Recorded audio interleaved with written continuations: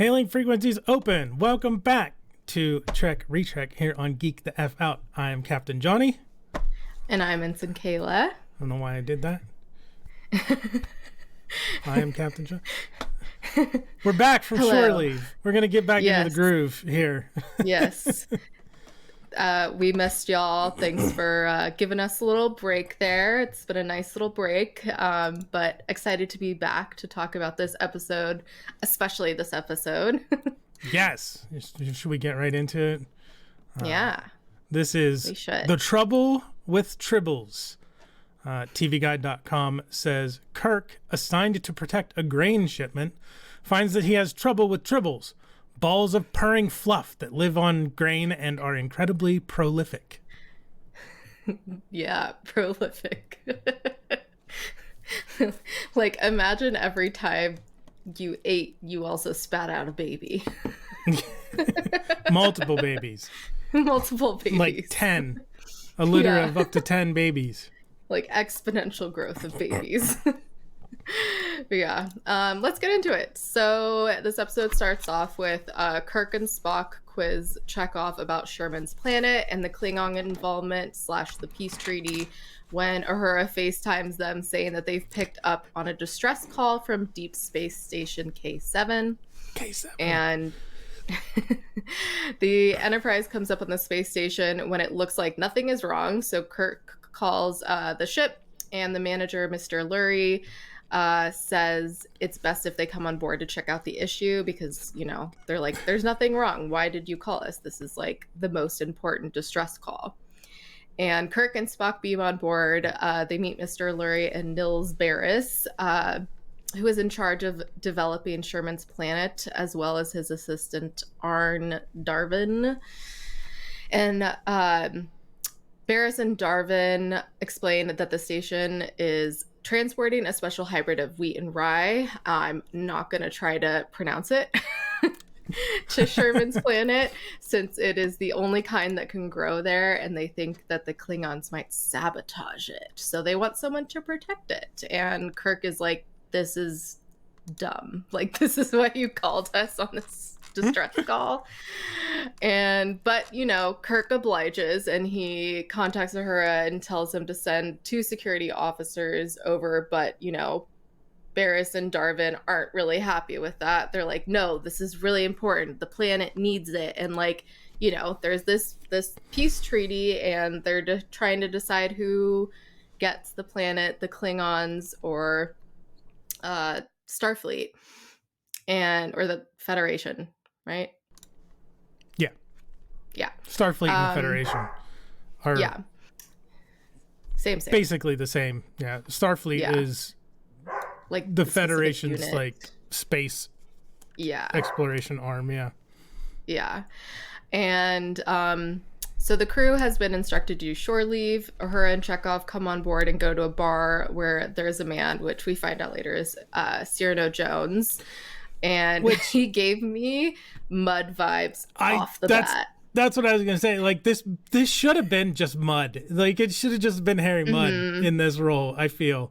Like, they would have had to explain how he got off the planet. But I feel like you could have easily done that. Like, and they're surprised. Like, I think it would have been great. Yeah. And he's trying to sell the bartender some apothecary-looking stuff, and then he pulls out a tribble, and Uhura's like, ooh, what's that? I need to have it. And the man and the bartender barter, which that scene kind of dragged on a little bit. I don't know if you noticed that. Both times I watched it, I'm like, okay, get to the point. Like, what's the point of this? And eventually Cyrano ends up giving the tribble to Uhura. And also, I think I forgot to mention this before, pink butterfly outfit, one of the servers. Nice, very nice. I think I missed that somehow. I don't know if you noticed that. Oh, okay. So go like back right before the beginning of that scene, and there's like a server girl who's at the bar, and she like, all you see really is the back of her outfit, and it's like neon pink, like short shorts that almost looked like plasticky or like leathery, and then like 2 pink straps down her back, and then like a little tiny like butterfly wings like from her lower back coming out. Interesting. I'll have to take a look at that. Yeah, I missed it. And back on the Enterprise, Admiral Fitzpatrick FaceTimes Kirk to remind him that in order to win Sherman's planet, the Grey needs to get there safely, and that Kirk is in charge of doing so. Right then, Uhura detects a Klingon battle cruiser, and so they FaceTime Mr. Lurie, only to find out the captain of the Klingon ship is already on the space station. Dun, dun, dun! And so Kirk, Spock, and Spock beam on board the station. Apparently, Kirk already knows Captain Koloth of the Klingons. Like, they totally acted like they knew each other. And it's Trelane. It's the actor who played Trelane. That's why he looked familiar.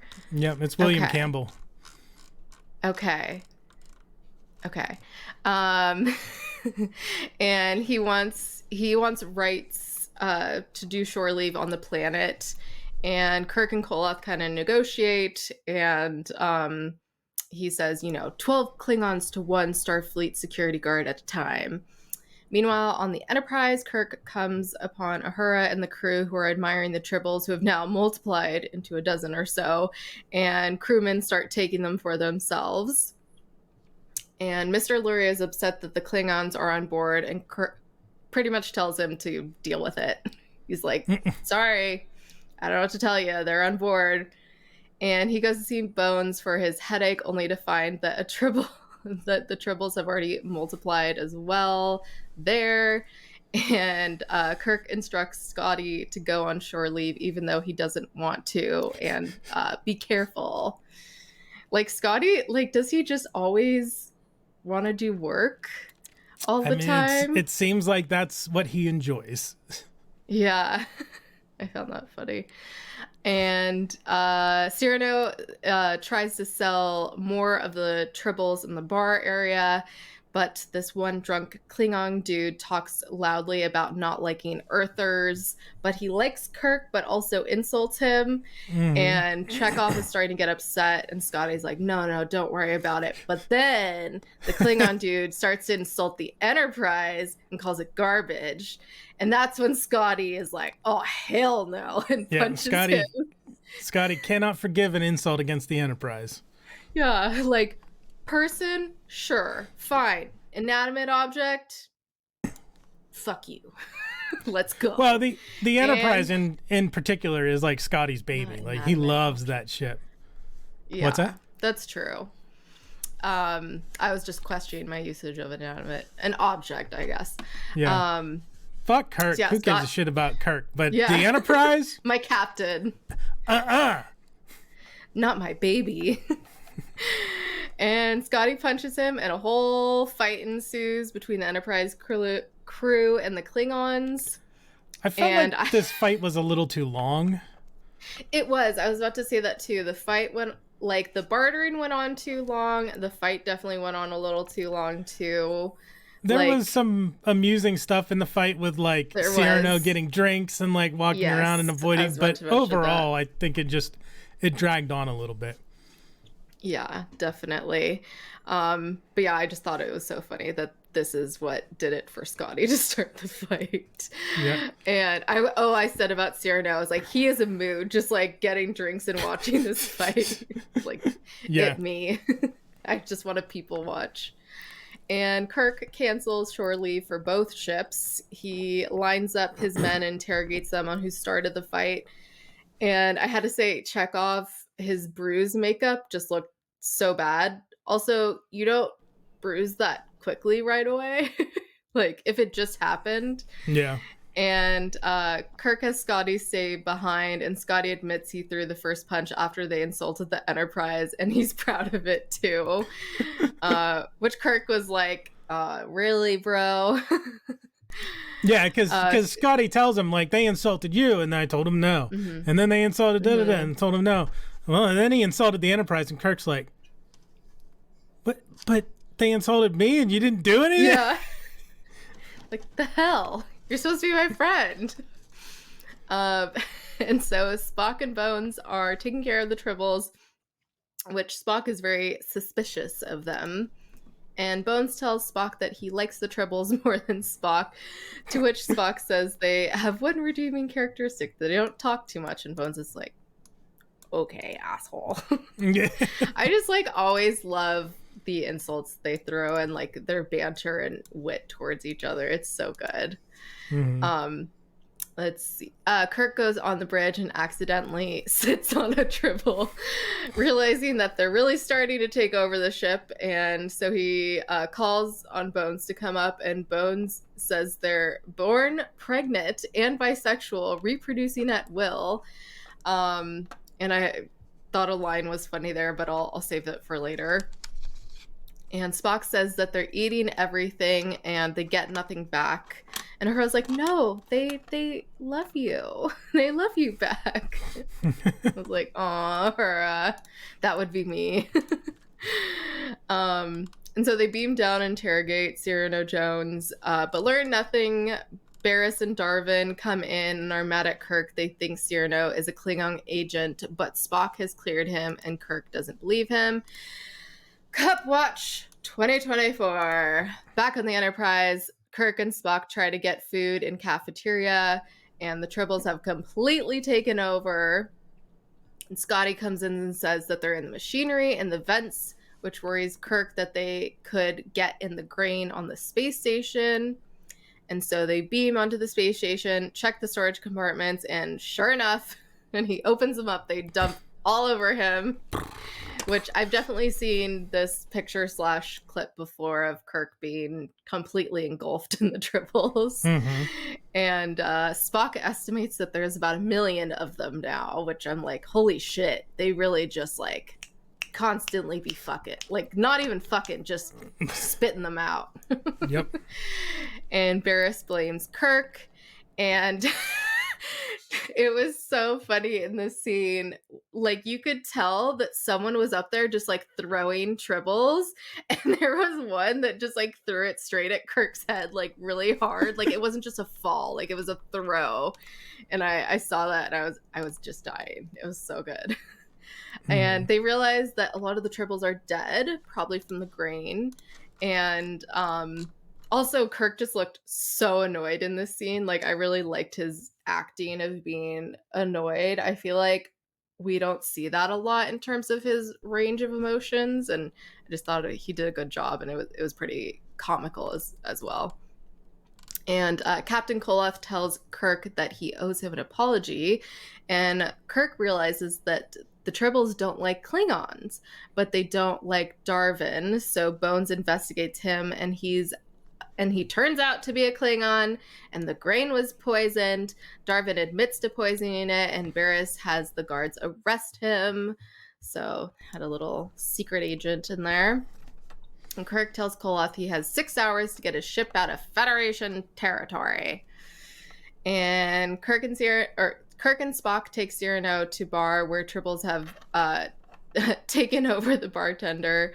And he tells him he must pick up every Tribble as his punishment, which Spock calculates it'll take him 17.9 years to do so. Like, hot damn, that sucks. But if some and of also, the Tribbles like, does that mean you not sleep too? Like, yeah, I don't know. And if some of the Tribbles are still alive, how is he going to get them all? Because they're going to keep reproducing. Or are they all dead? Unless they found a way to, like, put something out in the air that gets them to stop reproducing. That's so true. It'll be never ending. And Kirk returns to the bridge where he interrogates everyone where the Tribbles went until Scotty confesses that he transported them onto the Klingon ship where there'll be no Tribble at all. Well. Would that be an act of war? Like, I feel like transporting all the Tribbles to the Klingon ship might be an act of war. Yeah. I don't know. Maybe. Possibly. Who knows? But yeah, that's the episode.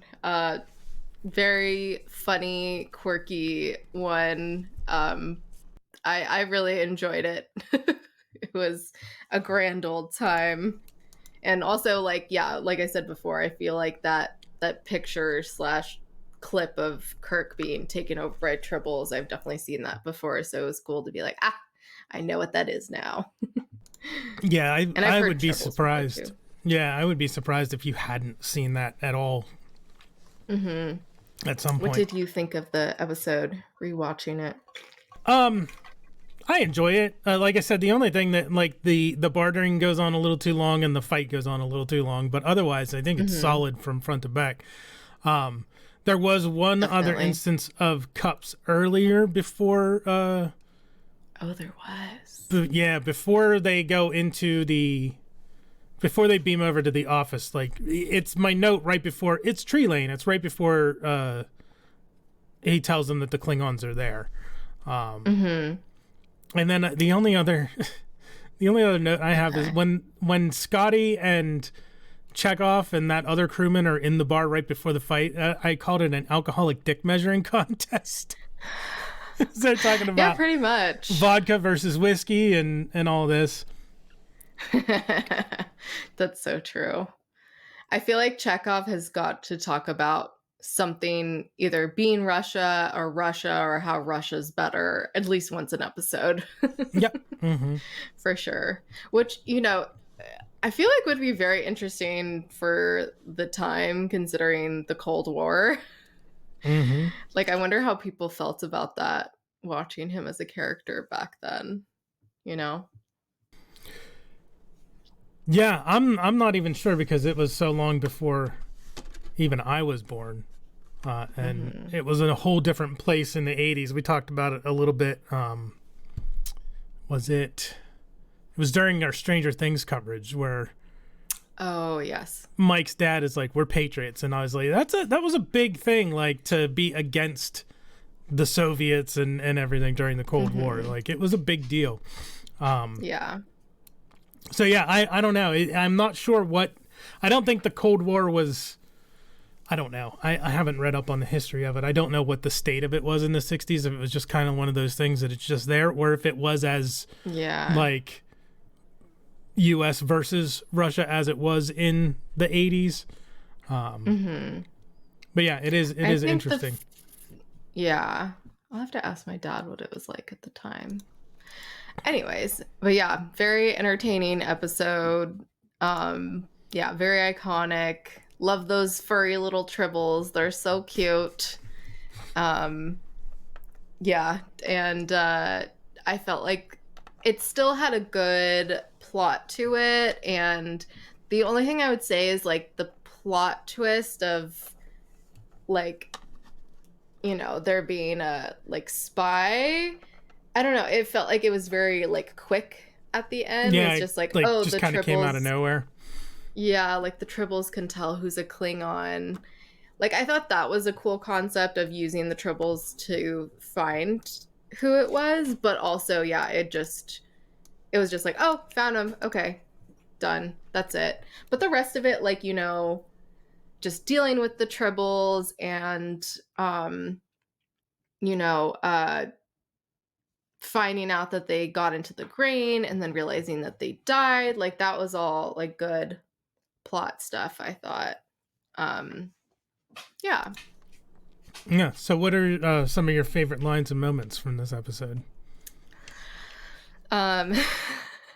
Chekhov's "close enough to smell them" line. Yeah, I have that too. Like, Spock's response to that of being like, oh, well, that's not how that works. Yeah, that is a logical answer. Odors cannot travel through the vacuum of space. Chekhov says, I was making a little joke, sir. Extremely little, Ensign. Yeah. And I almost put this in the That's What They Said, but they're nice and soft and they're furry and they make a pleasant sound, from Bones when he was talking about them. I thought that was cute. And also when Bones says, when he's talking about them and them being born pregnant, bisexual, and reproducing at will, and he's like, and brother, they got a lot of will. I thought that was funny. I liked when Kirk says, "I have never questioned the orders of the intelligence of any representative of the Federation until now." My last line is the one that I had already mentioned of Scotty's. There'll be no Tribble at all. Yeah. I liked when Spock was like, "Its trilling seems to have a tranquilizing effect on the human nervous system. Fortunately, of course, I am immune to its effect." Sure, Jan. That was a sure Jan moment. That was definitely a sure Jan moment. When there's not a particular line, but when Kirk confines Scotty to quarters because of the fight, and Scotty's like, "I can read my technical manuals." Like, do you ever stop, Scotty? Like, no. You know, Kirk is bad at shore leave and taking rest, but I think Scotty might be worse. Yeah, for sure. He just doesn't stop. Yeah, that's all I got for lines. I think moments for sure was, when Kirk gets engulfed by the Tribbles. Not only for the, like, hilarity of that, but also, like I said before, his acting of, you know, being annoyed. Also, the Tribbles just being thrown at his head. I thought that was really funny. So with that part of it, this is from memory episode trivia, but it's irrelevant, so we'll talk about it. It says the Tribbles kept falling out of the hatch because members of the production crew had no direct line of sight with William Shatner during the filming of the scene and could not tell when there were enough Tribbles. A barrier in the set separated them from the storage compartment, which was filled with prop Tribbles. In order to set up the avalanche scene, crew members kept throwing Tribbles over the wall to ensure that the bin remained as full as possible. When the compartment was empty, these Tribbles then fell onto Shatner's head as the crew tossed them one by one. Near the end of the scene, a perplexed Shatner, already chest deep in Tribbles, can clearly be seen turning his head toward the wall behind him and wondering when the prop men will stop. It also says that it took up to 8 takes to get the avalanche of Tribbles to fall just right. Oh my God. Gerald wrote in The Trouble with Tribbles, "If Captain Kirk looks a little harried in that shot, it's not an accident. Having Tribbles dropped on you 8 times in one day is not a happy experience."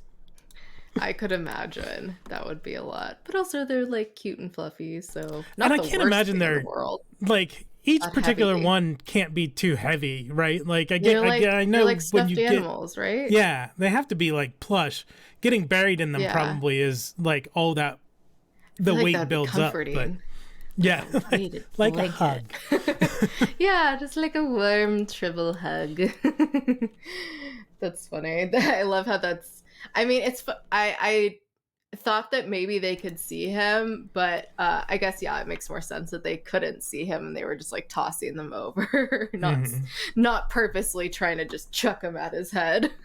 Yeah, that's funny. And the other scene with even though the fight went on for too long, it was just so funny with Cyrano going behind the bar and like getting drinks for himself. Oh, yeah. I thought that was funny. Yeah, that's all I got for lines and moments.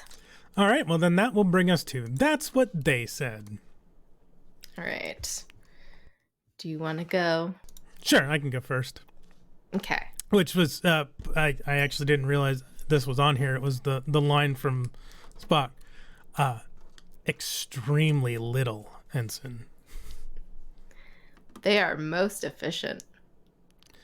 You better be prepared to do more than that. Mr. Spock, I'll need your help. Scotty, enjoy yourself. But he's not soft. I'm going to be there to enjoy every minute of it. Yay! Those are your That's What They Said. So that will bring us then to episode trivia from Memory Alpha. I already talked about the burial scene. Sound effects editor Douglas Grindstaff combined altered dove coos, screech owl cries, and emptying balloons to create the Tribble sounds. I don't know how you get emptying balloons in there. but okay. Oh, like, you know when you let the air out of balloons and it makes that little noise? I could see that with some of the noise they made. No, like sometimes it'll do a high-pitched kind of noise too. I could see that. So funny. They just sounded, well, we'll get to it with memes. According to Michael and Denise Okuda's text commentary for this episode on the second season DVD, the last fresh footage of the Enterprise was done for this episode. In every episode to follow, the shots of the ship were all stock footage. It's possible that the last of the footage of the Enterprise was filmed during this production of this episode, as it is true they did not film any shots of the Enterprise after season 2, but there will be 5 more episodes going by production order that have previously unseen shots of the Enterprise. Like, at least during the production of this episode, it seems like this is the last time they did anything with the Enterprise model, which is interesting, astounding that they did all of season 3 without any new effects shots of the Enterprise. I don't know. That would be for the original airing. I'm wondering if they did fresh stuff with the Enterprise for the remastered footage. But the stuff on Memory Alpha doesn't really go into detail of any of the background of the remastering. Yeah. Interesting. This was like, we have enough. We're good. Yeah. This was voted the best episode of Star Trek by viewers of the Sci-Fi Channel's Star Trek 40th anniversary celebration. It was also voted the best episode by Empire Magazine when they ranked the series itself number 43 on their list of the 50 greatest TV shows of all time. The book Star Trek 101 lists this episode as one of the 10 essential episodes from the original series. There's a lot of crew apparently disliked the episode. I'm not going to read all of them, but one says Gene Roddenberry also disliked Tribbles and the overall tendency for more comedy-oriented episodes, which became prominent under Gene Kuhn's tenure as producer, feeling that it deviated from his image of the show, opting for a much more serious approach which dominated Star Trek during his time as line producer in the first half of season 1. As Pevney put it, this is the first out-and-out comedy we had done on the series, and Roddenberry was not in favor of it too much. He didn't cotton the... I think that maybe should be condone. He didn't cotton the idea. I think it should be he didn't condone the idea of making fun on this show. Eventually, the disagreements between Roddenberry and Kuhn became one of the major reasons why the latter left the series mid-season 2. However... Roddenberry's opinion of the episode seemed to have changed over the years, as he later picked it as one of his 10 favorite episodes for the 25th anniversary on TV Guide. So, people change, opinions change. Maybe during the time he was like, this needs to be 100% serious sci-fi, but then later he's like, he lightened up.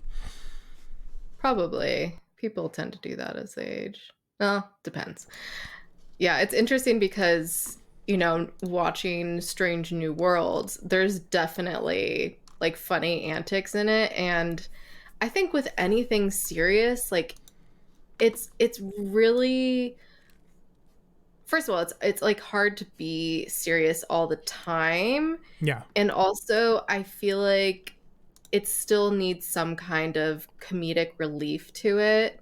Like even like in Lord of the Rings, like Harry Potter, like Star Wars, there's, those are serious movies generally, but there's still a lot of like comedic antics in them. And I think you kind of need that like breather, or else it kind of turns into like a thriller where, you're like anxious and like on your edge of your seat. And that's just like a different genre.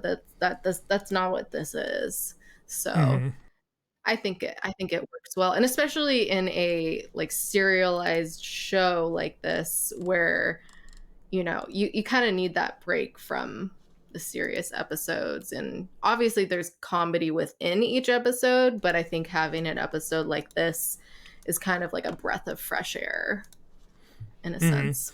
Yeah, I think we talked about that during Strange New Worlds, because there was like, what was it, the Mbenga episode where he like has the confrontation with the Klingon, and then we go to was it the musical episode? Like, it was such a switch of tone from one episode to the other. Yes. Yeah. Very much a switch. Yeah. Any other fun facts? Nope, that's it for this one. All right. Fascinating. Fascinating. There you go. That will bring us to a little rusty. Spoilers without context. Yay. Since I went excited. first for That's What They Said, we will bring Ensign Kayla's spoilers without context up on the screen. Yes. Indeedy. So these are all what the Tribbles reminded me of. The little pom-poms that you used in like arts and crafts growing up, or maybe still do if you're into like cosplay and stuff. Furbies, particularly the new Furbies, because they're like rounder and fluffier than the OG Furbies. Even though they didn't have, or at least we couldn't see their eyes or face, still fluffy little balls that squeak. And then this is kind of a deep cut, but also some of them kind of looked like toupees. Okay. Especially because they were they were like hair colored. Yeah. And so this is, oh dang it, now I'm blanking on his name.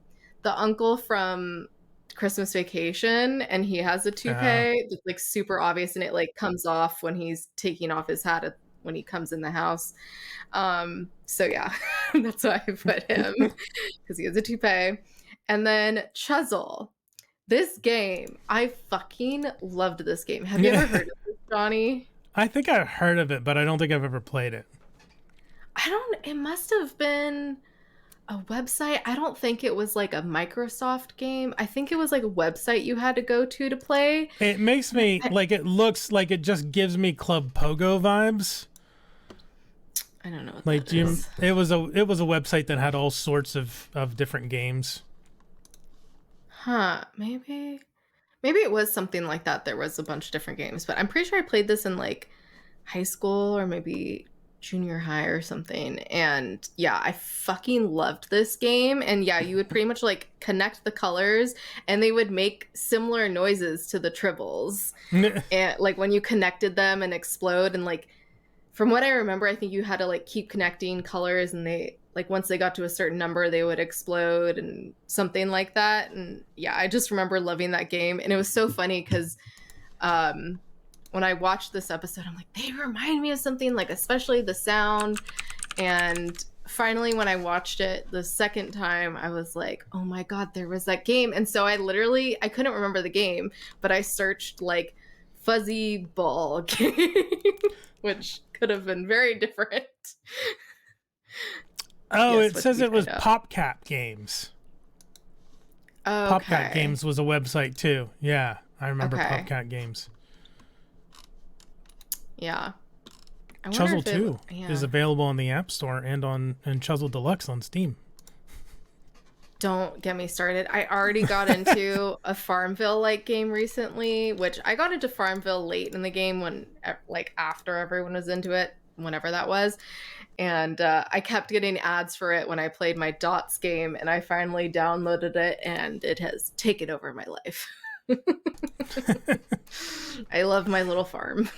The Chuzzle makes me think of like Bejeweled or Dr. Mario or yeah, it is similar to Candy Bejeweled Crush. Or like Candy Crush, which Candy Crush is essentially part of my Farmville game now. So I'm like, which I never played Candy Crush, so I'm like, I'm essentially playing it now.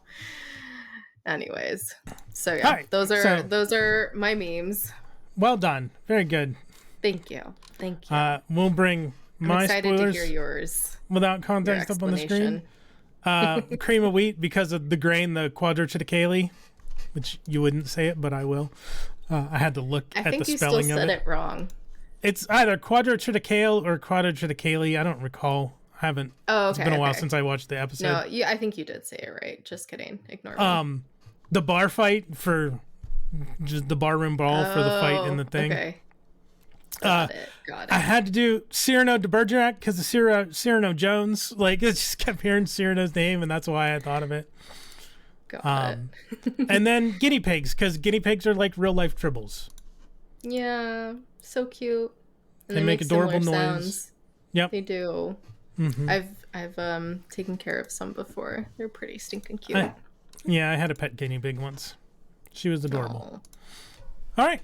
Well, that will do it for Spoilers Without Context. Before we rank the episode, Ensign Kayla, why don't you tell everybody where they can find us? Yes, you can follow us on social media at GTFO channel, mostly on Instagram. And if you need to email us, our email is channelgtfo@gmail.com is the reverse of our social media handle. And yeah, make sure to smack that like, smack that subscribe, smack that bell icon. I very much appreciate it. We've missed you guys, and happy to be back now. And now the dogs are barking again. It's okay. We're almost done. We'll power through. Yes, we got this. All right then. Well, Ensign Kayla, how do you rank the Trouble with Tribbles? Ensign. I'm just kidding. I was gonna say, hang on a second. I don't believe you. So I'm gonna give it Captain.